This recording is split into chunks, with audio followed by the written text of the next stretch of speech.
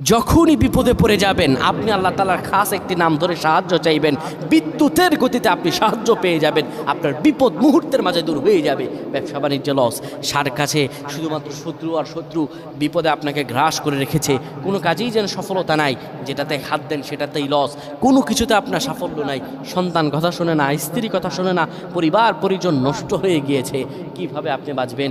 প্রবাসে আটকা পড়ে গেছেন, আসতেও পারেন না, কোনো কাজও পাচ্ছেন না, আপনি আমলটা করেন। এটি আমার কথা নয়, বিশ্বনবী মুহাম্মদ রাসূলুল্লাহ সাল্লাল্লাহু আলাইহি ওয়াসাল্লামের প্রিয় সাহাবী হযরত যায়েদ রাদিয়াল্লাহু তাআলা আনহু, তিনি একবার মক্কা থেকে হিজরত করে যখন মদিনায় যাবেন, ঠিক সেই সময় বিপদে পড়ে যান।